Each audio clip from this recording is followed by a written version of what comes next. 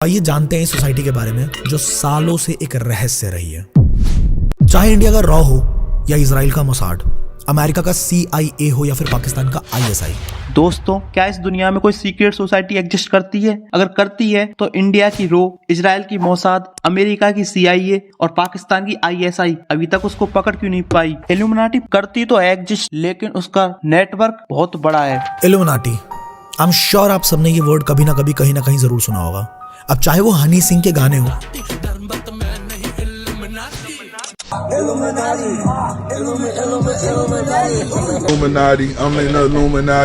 सिर्फ यही नहीं, किसी भी इंसान को सक्सेस की पीक पे लेके जाने से लेकर किसी की जिंदगी खत्म कर देने तक का कंट्रोल भी है इनके पास। माना यह भी जाता है कि इस दुनिया में 70% लोग जो रिच और सक्सेसफुल हैं वो कहीं ना कहीं इस सीक्रेट सोसाइटी से जरूर जुड़े हुए हैं। और इसके बारे में कहा जाता है कि कोरोना वायरस को भी लाने में इल्यूमिनाटी का हाथ था। आखिर रियलिटी क्या थी, इस सब को जानने का प्रयास करेंगे इस वीडियो में, और ये भी जानेंगे कौन कौन लोग इल्यूमिनाटी से जुड़े हुए हैं और ये क्या चाहते हैं, इनका क्या मोटिव है। और कहा तो ये भी जाता है कि इल्यूमिनाटी से जुड़ने वाले लोग अपनी आत्मा का सौदा करते हैं शैतान के साथ। ये सब कुछ जानेंगे। हनी सिंह, बियोंसे, डोनाल्ड ट्रंप, इन सब के नाम इल्यूमिनाटी के साथ क्यों जोड़े जाते हैं? आखिर इल्यूमिनाटी है क्या, जिसका मेंबर ये बड़े बड़े फेमस पर्सनालिटी बनते हैं? और कहा तो ऐसे जाता है कि सैटर्न बाइबल में साफ साफ लिखा है कि दुनिया के टॉप आर्टिस्ट ग्रुप से जुड़े हुए हैं। तो हनी सिंह ने गाने में इल्यूमिनाटी का नाम तक लिया था। बियोंसे तो बड़े बड़े स्टेज पर जाकर सीधा प्रमोट करती है इल्यूमिनाटी को और उसका साइन बनाती है। इस वीडियो में आप साफ साफ देख सकते हो बड़े बड़े फेमस पर्सनालिटी से जुड़े हुए हैं जो लोगों को इन्फ्लुएंस करते हैं इल्यूमिनाटी के लिए। रियलिटी तो ये है, इल्यूमिनाटी एक सीक्रेट सोसाइटी है जो पूरी दुनिया को कंट्रोल करती है। और इल्यूमिनाटी के मेंबर्स अपने आप में एक शैतान की पूजा करते हैं। इनसे जुड़ने वाले बड़े बड़े सेलिब्रिटी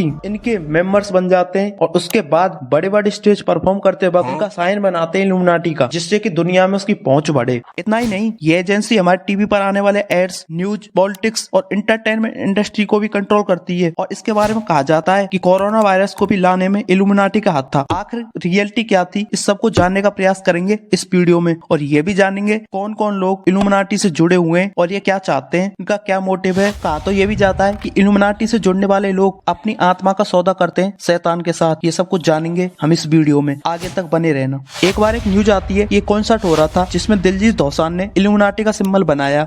तब लोगों ने इसको लेकर बहुत सवाल किए कि ये क्यों किया। तो दिलजीत दोसांझ का उत्तर था कि ये मैंने एक साइन बनाया था उल्टी आंख का, मतलब थर्ड आई का। लेकिन रियलिटी तो ये है कि थर्ड आई का सिंबल इस तरह होता ही नहीं है, वो तो उल्टा होता है। लेकिन इन्होंने कुछ और ही बनाया था जिसको लेकर लोग इन्हें इल्यूमिनाटी से एसोसिएट कर रहे थे। और ऐसा कहा जाता है कि जो लोग इल्यूमिनाटी के लिए काम करते हैं उनका नाम और फेम दुनिया में बहुत ऊंचाइयों तक चला जाता है, लेकिन वो एकदम गायब हो जाते हैं क्योंकि वो अपनी आत्मा का सौदा इल्यूमिनाटी के साथ कर देते हैं। आज के टाइम में अगर आप इंटरनेट पर सर्च करोगे तो केवल आपको इतना लिखा मिलेगा, इल्यूमिनाटी एग्जिस्ट करती है, लेकिन वो लोग अपनी आजादी के साथ जीना चाहते हैं जो कि अपने फैसले खुद ले सकें। और सबसे मजेदार बात तो यह है कि इल्यूमिनाटी को किसी भगवान ने नहीं बनाया, बल्कि एक इंसान ने बनाया था, लेकिन लोगों ने अफवाहों का बादल ऐसा घना कर दिया। आज लोग इल्यूमिनाटी के नाम से डरते हैं। जैसे हनी सिंह से एक बार इंटरव्यू में पूछा गया था तो उन्होंने बताया कि हाँ, अलग ही एनर्जी है जो पूरी दुनिया को कंट्रोल कर रही है। शुरुआत से देखते हैं कि इल्यूमिनाटी का जन्म कहाँ हुआ और किसने इसको बनाया। 1 मई 1776 एडम बैकपट नाम का एक जर्मन फिलोसोफर था जो कॉलेज में पढ़ाता, लेकिन वो चर्च के रूल से बहुत ज्यादा परेशान था। वो नहीं चाहता था कि चर्च उस पर प्रतिबंध लगाए या कोई काम करने से रोके। उस टाइम चर्च के रूल्स बहुत टाइट थे, जैसे सुसाइड नहीं कर सकते आप अपनी मर्जी से,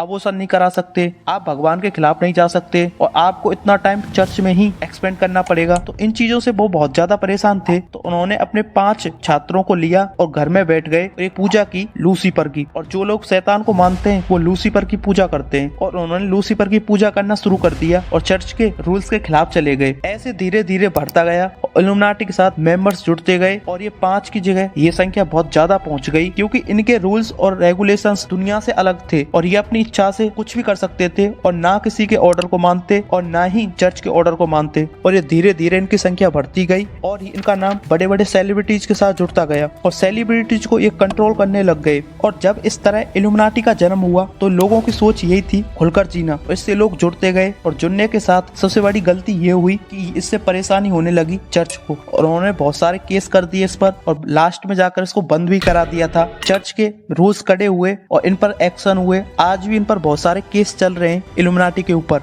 फिर सत्ता के हुक्मदारों को लगने लगा कि अगर ये ऑर्गेनाइजेशन ज्यादा पावरफुल हो गया तो चर्च के रूल्स और रेगुलेशंस खतरे में आ जाएंगे, और ये सब जर्मनी के राजशाही को किसी भी कीमत पर मंजूर नहीं था। उन्होंने इल्यूमिनाटी के ऊपर क्रैकडाउन शुरू कर दिया। 1784 में Duke of Bavaria Charles Theodore ने एक लॉ पास किया जिसके चलते सभी सीक्रेट सोसाइटीज पे बैन लगा जर्मनी में, और जिसके चलते इल्यूमिनाटी के कई लोगों को कैप्चर किया गया। मुश्किल से 30-40 लोग बचे थे। अब इस सोसाइटी के गोल्स भी बदल चुके थे क्योंकि जो मेन आदमी था जर्मनी का प्रोफेसर, उसकी डेथ हो चुकी थी। लेकिन जो लोग बचे थे इस ग्रुप को आगे बढ़ाया सीक्रेटली। अब इनके ऑफिस ओपनली नहीं खुल रहे थे जर्मनी में, सीक्रेट तरीके से काम जरूर कर रहे थे। इसके कुछ सालों तक इसका नाम कहीं सुनने को नहीं मिला, लेकिन लोगों को बाद में पता चला ये अंडरग्राउंड अपना काम कर रहे हैं। अब इस ग्रुप को और ही लोग कंट्रोल कर रहे थे जिनके मोटिव भी अलग थे, लेकिन जर्मनी की राजशाही को ये कभी मंजूर नहीं था कि सीक्रेट रूप से ये चले। इन्होंने इनको डिफेम करना शुरू कर दिया, और डिफेम इस तरह किया सैटर्न, बाइबल, वर्षिप पूजा, एलियन, यहाँ तक कि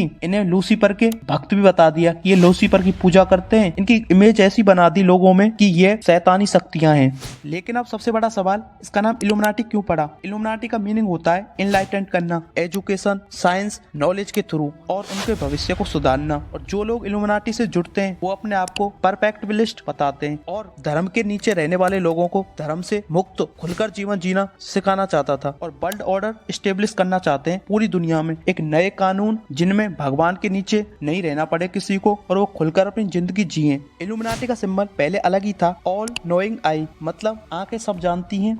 इल्यूमिनाटी को पूरी तरह डिमोलिश करने के बाद चर्च ने एक नया प्रोपेगेंडा शुरू किया इनको डिफेम करने का। इनकी तुलना सैटर्न, डीमन, सैटर्न बाइटसीपर, यहाँ तक कि एलियन से कर दी। और ये लोग धर्म में विश्वास नहीं रखते थे और रिलीजन से एसोसिएटेड नहीं थे। सैटर्न बाइबल का मतलब होता है कि जो लोग शैतान की पूजा करते हैं उनके रूल्स लिखे होते हैं सैटर्न बाइबल में। और ये गॉड की एक सबसे बड़ी क्रिएशन थी लूसीफर, और लूसीफर एक शैतान था। इसके जो भी लोग मेंबर बनते हैं उन्हें डीमज कहा जाता है। डीमज इल्यूमिनाटी के मेंबर्स को कहा जाने लगा धीरे धीरे, क्योंकि चर्च ने ऐसी नेगेटिव इमेज बना दी थी इल्यूमिनाटी के लोगों की कि ये नेगेटिव एनर्जी है और ये गॉड को नहीं मानते और ना ही रिलीजन में विश्वास रखते। इनकी यही इमेज यूरोपियन सोसाइटी में धीरे धीरे पॉपुलर होने लगी, और धीरे धीरे लोगों के मन में यही बैठ गया कि ये नेगेटिव एनर्जी है और इनसे हमें दूर रहना चाहिए। Blood lines of the illuminati, इस बुक के पहले पेज पर लिखा हुआ था कि जितने भी लोग इल्यूमिनाटी से जुड़े हुए हैं वो सब सैटर्न एलीट हैं, मतलब नेगेटिव एनर्जी हैं।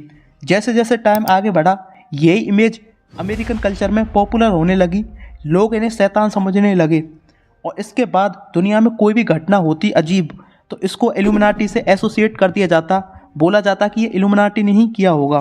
आज भी यही माना जाता है कि यही ऑर्गेनाइजेशन अंडरग्राउंड होकर काम कर रहा है।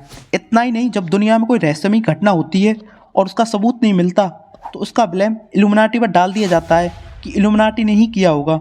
इन सब घटनाओं का एक वेल नोन एग्जाम्पल हमें 2 नवंबर 1963 को देखने को मिलता है, जब अमेरिका के फॉर्मर प्रेसिडेंट जॉन कैनेडी का मर्डर होता है। और मर्डर इस तरह होता है कि उनकी गाड़ी आती है, साइड से निकलती है, तभी एक लेडी देखी जाती है वहाँ पे, जो कि एक खिलौना लेकर खड़ी होती है सड़क के पास में।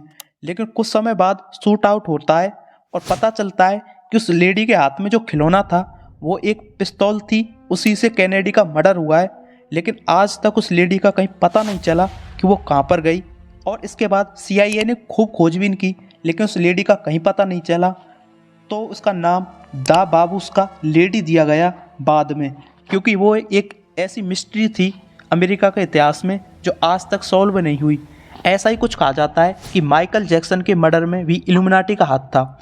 और 18वीं सेंचुरी में हुआ फ्रेंच रेवोल्यूशन, 20वीं सेंचुरी में हुआ world war first, world war 2, और इसी तरह 21वीं शताब्दी में हुआ 9/11 हमला, कोरोना वायरस महामारी। इन सब का हाथ इल्यूमिनाटी को बताया जाता है। और रियलिटी तो यह है इल्यूमिनाटी पहले कुछ और था, और आज ये अपने बदनाम नाम से पूरी दुनिया में फेमस हैं, और इनका नाम बदनामी के लिए ही जाना जाता है। और कोई भी कॉन्स्पिरेसी थ्योरी होती है उसे इल्यूमिनाटी के साथ एसोसिएटेड कर दिया जाता है।